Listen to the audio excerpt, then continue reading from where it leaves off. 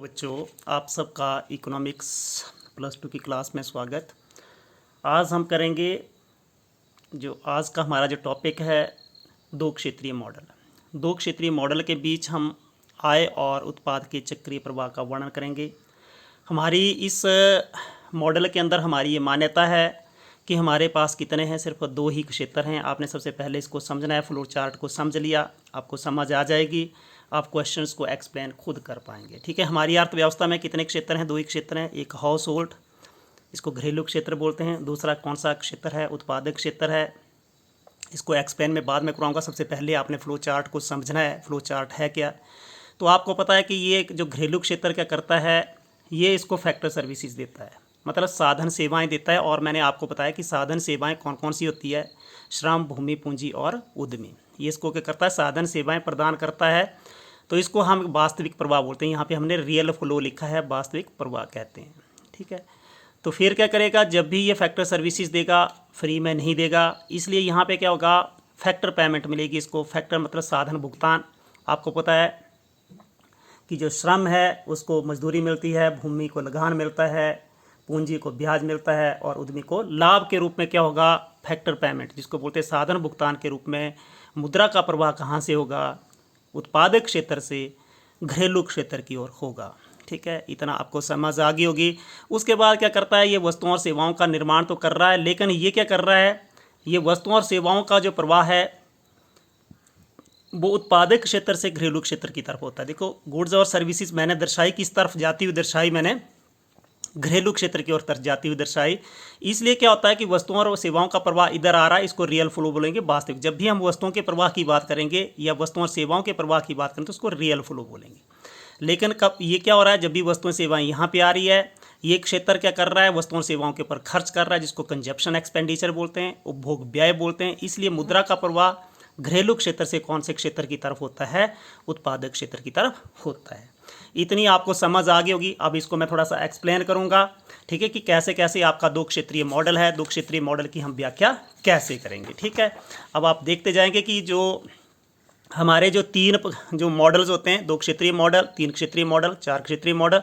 दो क्षेत्रीय मॉडल में हम व्याख्या करेंगे। आपको पता दो हमारे क्षेत्र कौन कौन से हैं? स्टार्टिंग के घरेलू क्षेत्र, जिसको परिवार क्षेत्र, और उत्पादक क्षेत्र के मध्य होने वाले आय और उत्पाद के चक्रीय प्रवाह का वर्णन करते हैं। तीन क्षेत्रीय मॉडल में हम एक सरकारी क्षेत्र को भी बीच में लाएंगे। एक आपका घरेलू क्षेत्र, उत्पादक क्षेत्र और सरकारी क्षेत्र के मध्य होने वाले आय और उत्पाद के चक्रीय प्रवाह का अध्ययन किया जाता है। चार क्षेत्रीय मॉडल में घरेलू क्षेत्र आ गया आपका, उत्पादक क्षेत्र, सरकारी क्षेत्र और शेष विश्व क्षेत्र के बीच होने वाले चक्रीय प्रवाह का वर्णन किया जाता है। आज देखिए, आज हम करेंगे आय के चक्रीय प्रवाह के दो क्षेत्रीय मॉडल की व्याख्या करेंगे। कौन कौन से क्षेत्र के मॉडल की व्याख्या करेंगे? दो क्षेत्रीय मॉडल। तो हमारी अर्थव्यवस्था में सिर्फ दो ही क्षेत्र, ये मान के चलते हैं हम।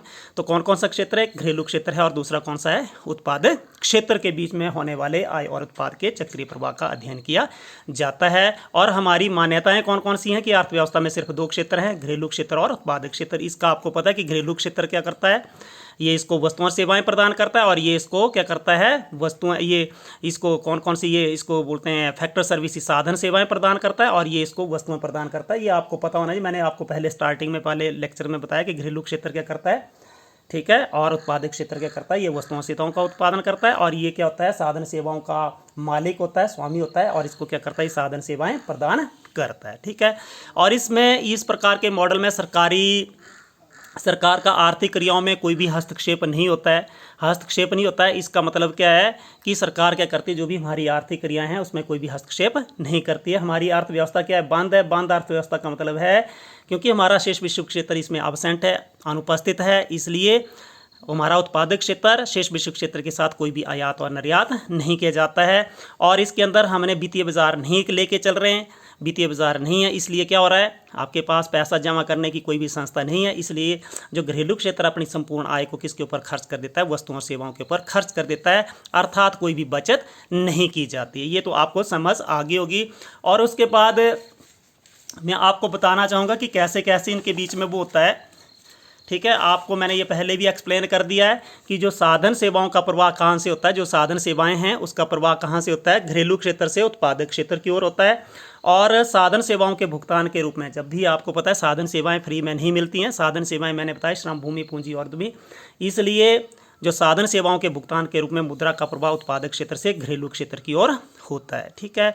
और दूसरी बात, आपका उत्पादक क्षेत्र वस्तुओं और सेवाओं का उत्पादन कर रहा है, वस्तुओं और सेवाओं का प्रवाह कहाँ से होता है? उत्पादक क्षेत्र से घरेलू क्षेत्र की ओर होता है, इसलिए भोग व्यय के रूप में मुद्रा का प्रवाह कहाँ से होता है? उत्पादक क्षेत्र से, आपका जो घरेलू क्षेत्र से उत्पादक क्षेत्र की ओर उठता है, क्योंकि वो खर्च कर रहा है, उपभोग कर रहा है, उपभोग व्यय के रूप में मुद्रा का प्रवाह घरेलू क्षेत्र से उत्पादक क्षेत्र की ओर होता है।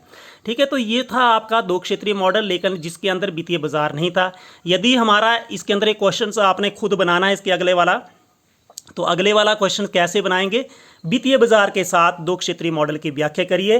तो आपने क्या करना है, उसके अंदर एक लाइन को हटा देना है। कौन सी लाइन? जो आपकी ये मान्यता कि घरेलू क्षेत्र अपनी संपूर्ण आय को वस्तुओं सेवाओं पर खर्च करते हैं अथवा कोई भी बचत नहीं करते हैं, इस लाइन को आपने हटा देना है, इस मान्यता को हटा देना है। और आपने थोड़ी सी जो उसके अंदर टेबल के अंदर जो चेंज करनी है, उस टेबल के अंदर जो चेंज होगी उसको मैं बताने जा रहा हूँ। ठीक है, अब आपने क्या करना है, जब भी आपका हम बोलेंगे कि वित्तीय बाजार के साथ या बचत और उधार के साथ आपने क्या करनी है, दो क्षेत्रीय मॉडल की व्याख्या करनी, तो यहाँ पे आपने उसके अंदर एक बीच में क्या डाल लेनी है, आपने मनी मार्केट डाल लेनी। कौन सी डाल लेनी है? आपने मनी मार्केट, जिसको हम बोलेंगे वित्तीय बाजार बोलते हैं, मनी मार्केट डाल देनी। तो आपको पता है जब दोनों क्षेत्र बचत करते हैं, ये देखिए ये भी बचत कर रहा है, ये भी बचत कर रहा है, इसको सेविंग बोलते हैं। बचत को क्या बोलते हैं हम? सेविंग। ये भी हमारी सेविंग आ गई। ठीक है, दोनों क्षेत्र क्या करते हैं? बचत करते हैं, इसलिए ये अगले वाले क्वेश्चन में लिखना है। दो क्वेश्चन बन रहे हैं इसके अंदर जो। ठीक है, तो ये दोनों क्षेत्र बचत करते हैं, इसलिए मुद्रा का प्रवाह इन दोनों क्षेत्रों से बचत के रूप में किसकी तरफ होता है? मुद्रा बाजार की तरफ होता है। ये दोनों क्षेत्र उधार लेते हैं। उधार आप कहाँ से लेते हैं? बैंकों से उधार लेते हैं ना। तो यहाँ पे बोरोइंग आ गया, ये क्षेत्र भी उधार ले रहा है, घरेलू क्षेत्र। उत्पादक क्षेत्र भी क्या कर रहा है? उधार ले रहा है, बोरोइंग कर रहा है, इसलिए मुद्रा का प्रवाह वित्तीय बाजार से इन दोनों क्षेत्रों की तरफ होता है। इसमें मैंने दो क्वेश्चंस को कवर किया है। पहला क्वेश्चन आपने पूरा, दूसरा क्वेश्चन वैसे ही लिखना है, लेकिन लास्ट में जाकर के आपने एक मान्यता को चेंज करना है कि घरेलू क्षेत्र अपनी संपूर्ण आय वाला जो है वो वस्तुओं और सेवाओं के ऊपर खर्च करते हैं, अर्थात कोई बचत नहीं करते, उसको हटाना है।